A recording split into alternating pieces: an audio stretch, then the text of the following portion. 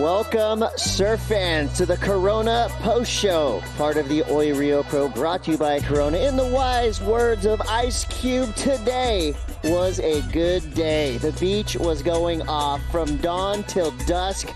The surfers put on a show for the ages. I mean, we had everything today. Barrels, airs, upsets, thrilling victories, everything in between. The crowd was with us, like I said, from dawn to dusk, and they're still out there reveling in what they saw today. What a day of surfing, Laura. I cannot believe it. It's been absolutely huge, but what a day. Just as you were saying then, so many incredible moments that we can unpack on the post show, and I can't wait to get into it. But, yeah, wow, what a day. What did you think, Kaipo? Well, some upsets, some exciting heats, and a perfect 10 today. What else can we talk about? We're going to talk about all that stuff, but it was a big day over here at Itaúna, day number 2 of the Oi Rio Pro presented by Corona, and let's unpack it, Chris. Oh, yeah. So as we reflect on what happened today, I mean, you can hear the hoots and hollers still going on behind us. The swell pulsed nicely throughout the entire day. Wind conditions stayed with us all day long. There wasn't any of those dull heats. I mean, even the slower heats in terms of waves and scores had something. We had some exciting heats to call. You know, there was many ferocious battles happening throughout the entire day. And I'll tell you, after today, when we start doing all of the math, of course, the road to the Rip Curl WSL Finals comes into a clearer picture, and the leaderboards on both the men's and women's side of the draw is going to be interesting shakeups as we move through. Yes, there's going to be a couple of shakeups for sure.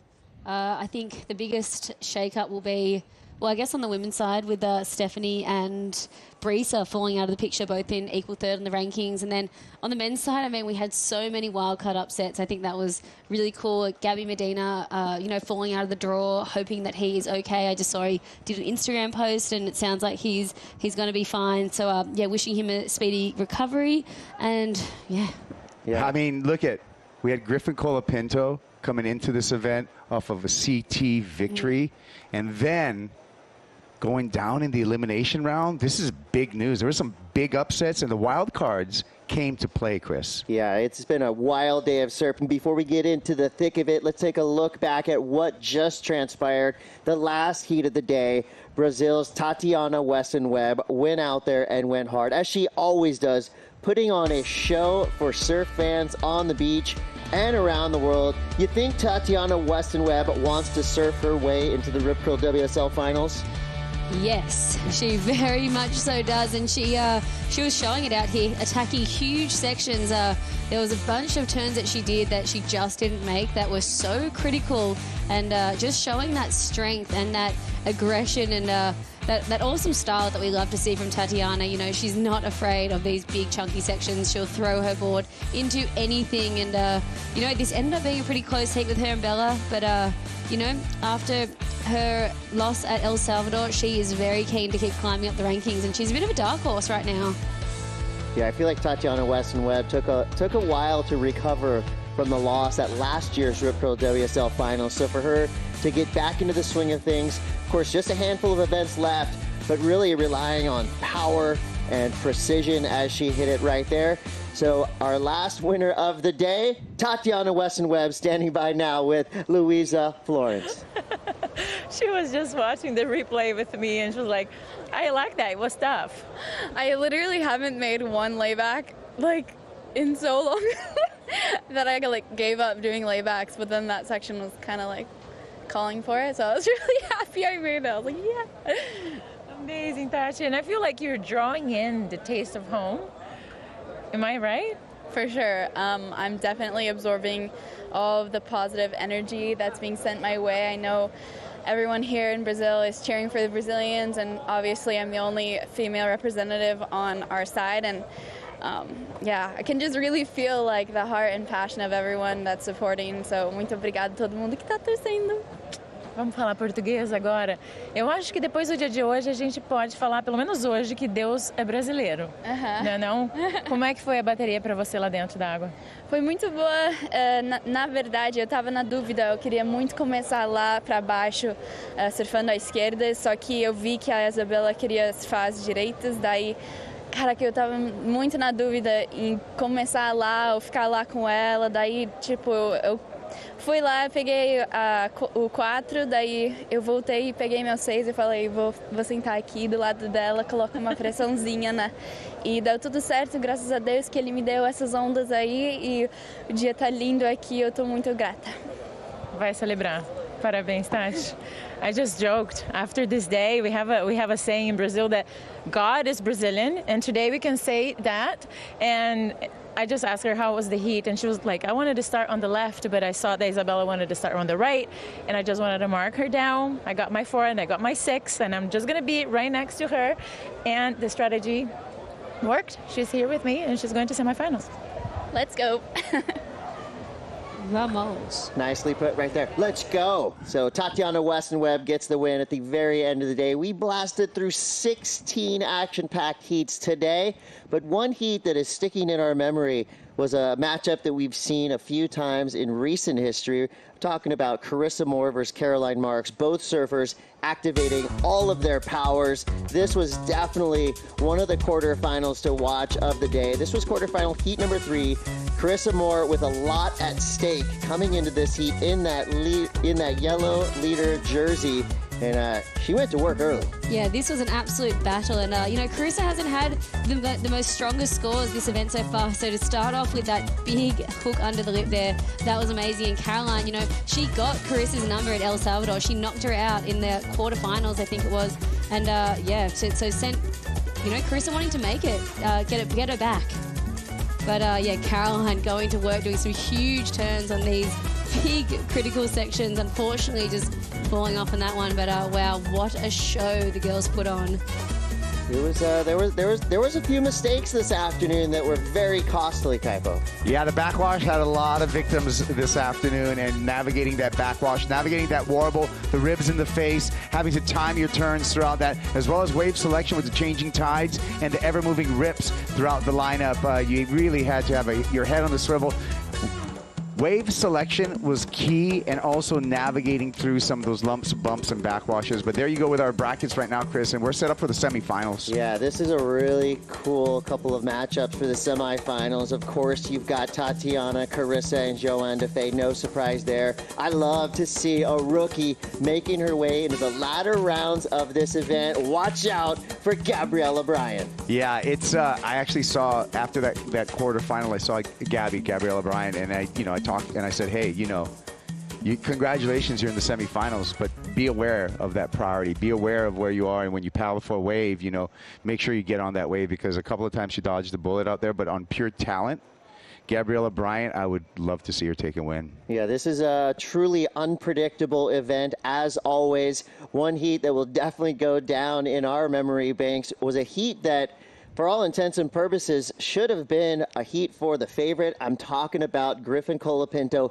going up against Miguel Tudela, who came in quietly as a wild card, but his surfing was amplified. Miguel Tudela showing no fear against one of our current top-seeded surfers on the planet. Everybody picking Griffin Colapinto as a surfer to potentially take out this whole event after a big win in El Salvador, and it looked like he had it all the way up until about the last minute. Got a barrel right at the beginning of the heat and did a good job of really putting Miguel Tudela up against the ropes early. It looked like it was all Griffin Colapinto at the start. Yeah, but that's just how things change up. You never know what's going to happen in a 35-minute heat, Laura.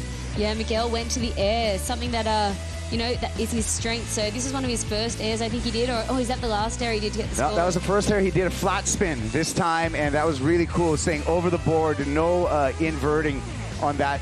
And then Griffin Colapinto really fighting back on the backhand. This is when he took back the lead after a seesaw battle in this heat. Griffin Colapinto workmanlike on the backhand, on the rights. It came down to the final 2 minutes in this heat, and that's really when some surprising things happened, Chris.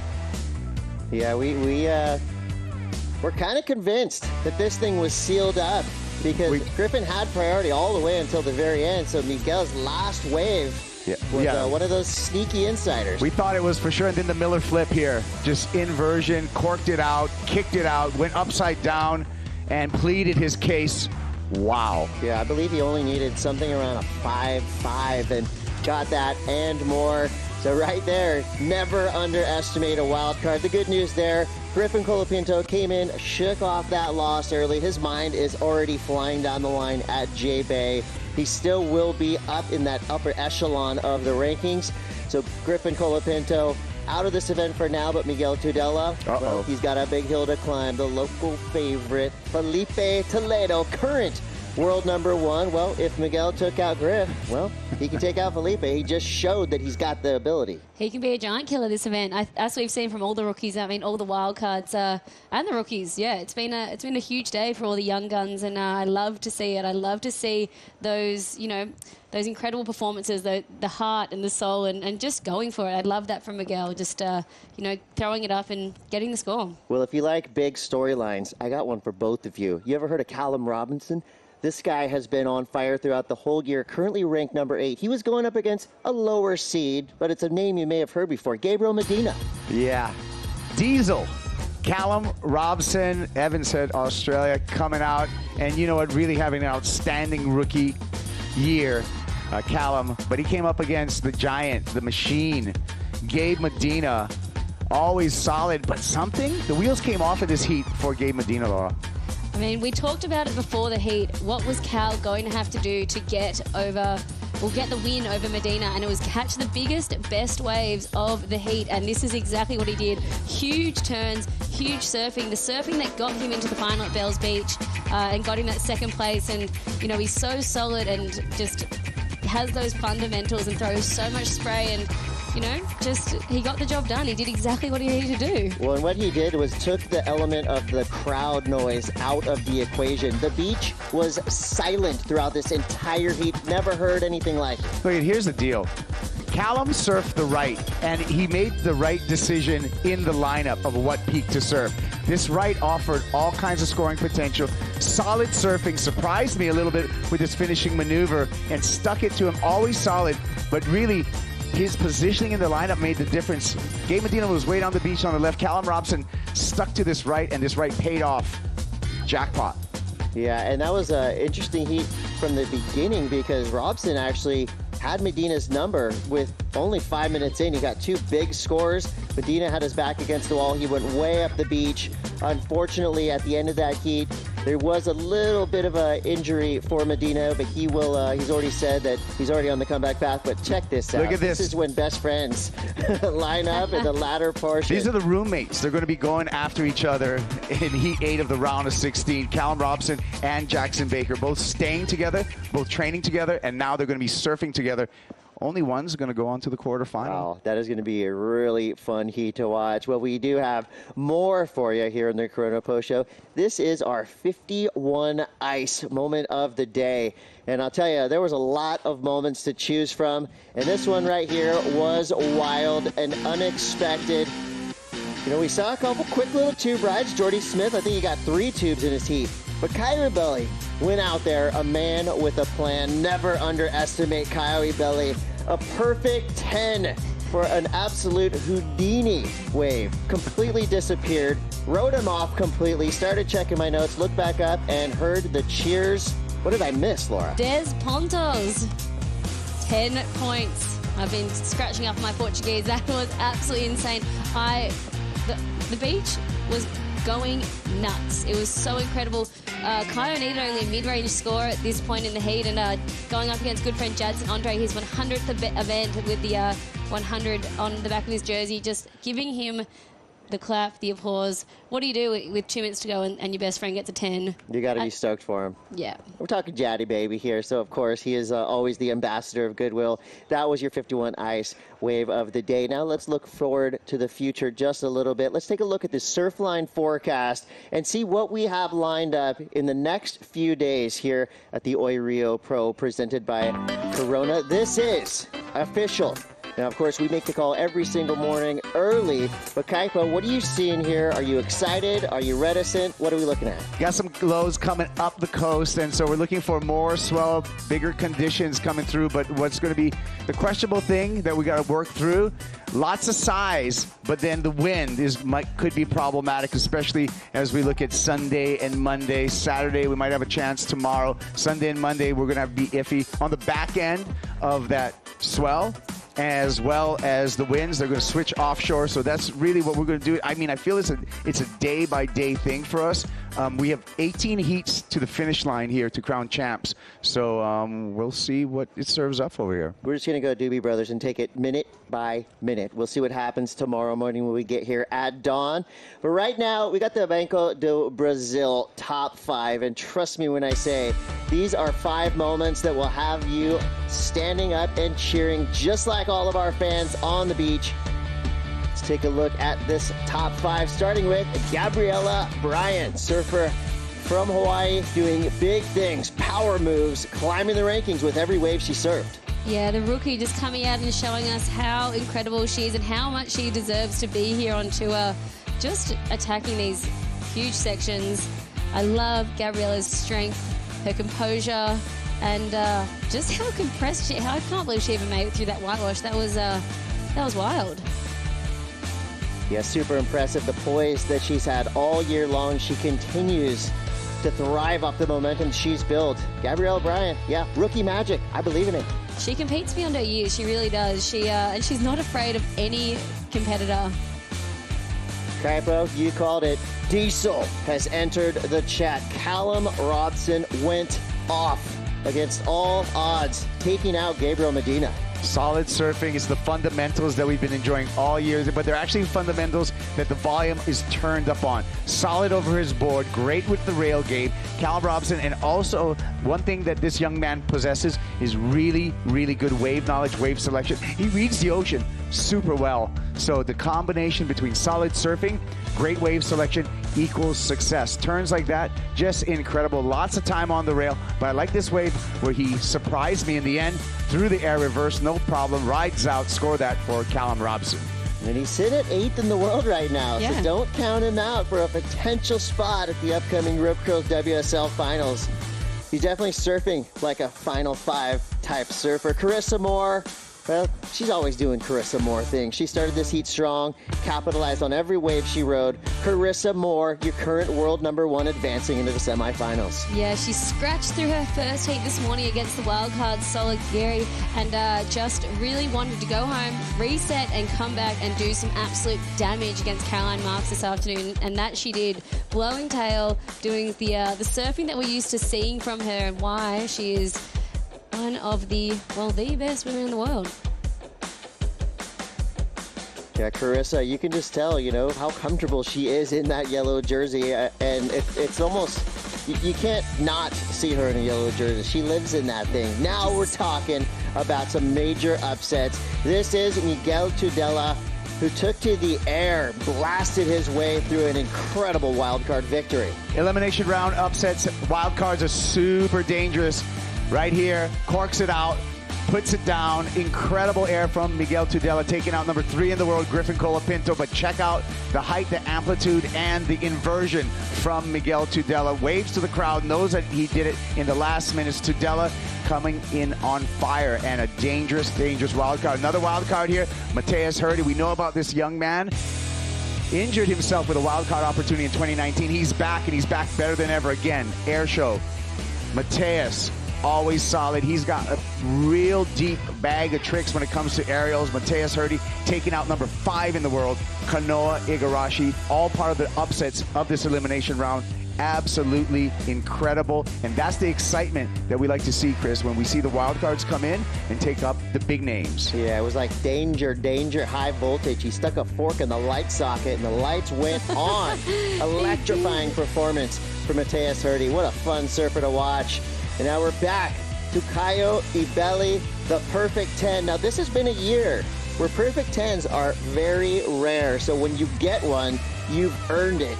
He absolutely did that and more. That was a Sakurama miracle right there. The elusive perfect 10, and first of Caio's career. He's been on tour for a long time. He's almost a veteran, I would say, and to have this special moment here in Brazil with the crowd, first perfect 10 of his career. We talk a lot about perfect 10. Let's quantify that. That means every single one of the judges gave him a 10-point ride. So there wasn't a high and a low to throw out. I just wanted to quantify exactly what a perfect 10 is. And quick, too. Yeah. There was not a lot of thought. They just went, bam, that was a perfect 10. We love to see it, and hopefully We'll see more perfect 10s if we run tomorrow. Thank you so much for watching the Corona Post Show. We'll be right back here tomorrow, bright and early, around 7 a.m. Wherever you are watching in the world, set your alarms. Stay tuned. The Oi Rio Pro, presented by Corona, could roll on tomorrow. See you then. Bom dia. This is day 2 of the Oi Rio Pro, presented by Corona. Our first left of the morning, Carissa Moore. Big snap. I still want it, and I'm still here trying and giving my best every day. Big snap for Isabella Nichols. Aggressive, straight into the lip. Hard off the bottom. Nice clean snap for Lakey. If I really want it, I want the top 5 and the world title, and it's crunch time. As we have the men's elimination round on deck. Wildcards Tudela, here he goes. Goes upside down, but does complete. Oh, yeah. Caio activating, pumping into the tube. Could have an exit. Driving, and somehow, miraculously, comes out of nowhere. The first 10 of Itaúna, man, walk us through that wave. I was able to travel through the hardest part and come out on the spit, and it was just the greatest feeling. Mateus Herdy, a wild card call-up. We got an incredible air game. Big bottom turn attacking the big section is Callum Robson. Throw tail reverse and transition. Robson rides away. I got chicken skin just being down here during that heat. Yeah, I knew that was a massive moment. It's been a wild ride so far here on day 2 as we make our way into the women's quarterfinals. Jean Defay representing France. Big carving snap to start. Gabriel O'Brien up and at it again. Big snap there. Watching Carissa Moore battle for the start, unloads a backside hack. This copyrighted event broadcast is produced by the World Surf League for broadcast around the world and may not be retransmitted, reproduced, rebroadcast, or otherwise distributed or used in any form without the written consent of the World Surf League.